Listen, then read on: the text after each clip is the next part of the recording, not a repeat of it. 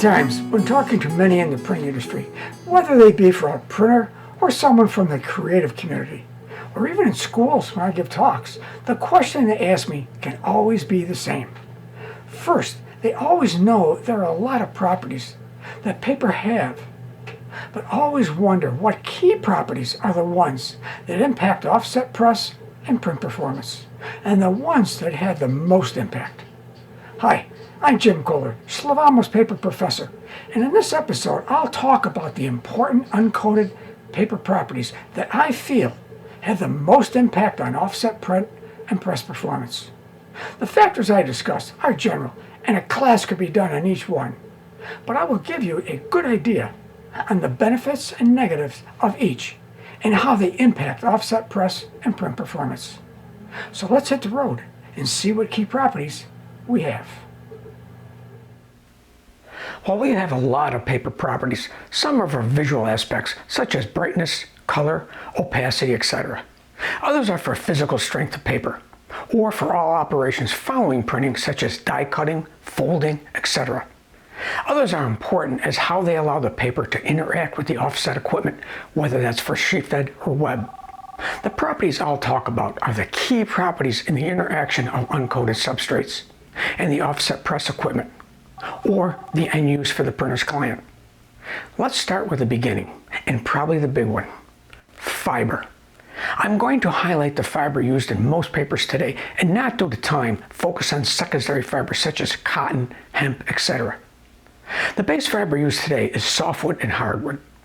Paper makers use a blend of the two to produce a particular grade of paper. So what's the difference between the two fibers? Well, basically, hardwood is a short, fat fiber from leaf-producing trees such as oak, maple, etc. The fiber being short and fat is not a strong fiber, yet produces good formation and bulk. Softwood, on the other hand, is a long, flat fiber produced from trees with needles, such as pines. These fibers produce strength to a paper, but are not as good for formation or bulk. So, the paper maker will use a blend of the two fibers depending upon the grade of paper being produced. Making a trade book stock or a return postcard paper, for example, that needs bulk, the paper maker would use a lot more hardwood with much less softwood. This would produce a paper with good bulk and formation. With less softwood, the stock would have less strength. But book printers generally only print one or two colors, so strength is less of an issue. But if we produce a paper that is used for multicolor printing, for say publications, direct mail pieces, etc., the paper maker will use far more softwood for strength and much less hardwood, as bulk is not an issue.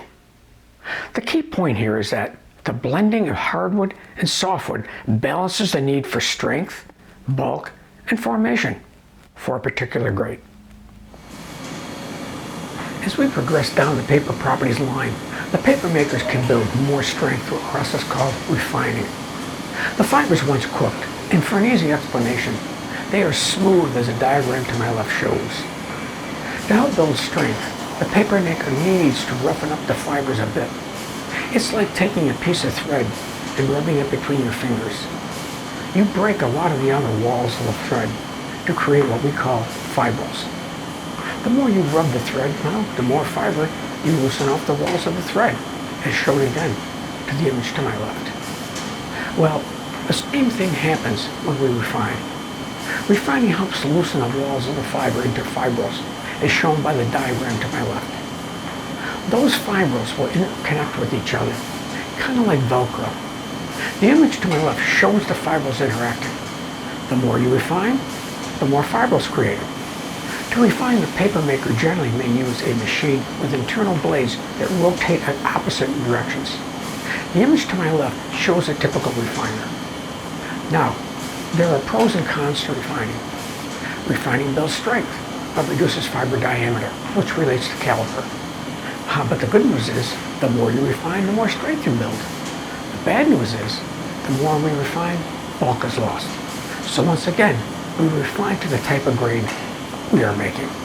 For a trade book grade or return postcard, for example, which needs bulk, we would generally not refine that much as we would use bulk, which is needed, but we don't generate a lot of strength. On the other hand, if we are making a publishing grade, we might refine a lot more to build strength, as we are not worried that much about bulk. Again, it's all trade-offs depending upon the grade of paper we are making. The image to my left shows the difference from high and low refining. You can see in the image to the left was not refined very much and could be for a grade needing high bulk, whereas the image to the right is highly refined for, say, a publishing grade that needs strength but not bulk. Don't forget this photo. You're going to see it again real soon.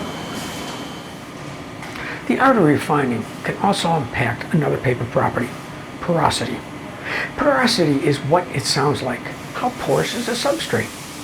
The more the paper maker refines, the tighter the substrate becomes, meaning less porous. Conversely, the less they refine, the more open the substrate becomes, or becomes more porous. Again, notice the image to my left, or to your viewing right. The image on the left had a lower refining, leaving the substrate very open and porous. The image on the opposite was refined much more, and you can see it is much less porous. There are other factors that can contribute to substrate's porosity, such as fiber type, fillers, etc.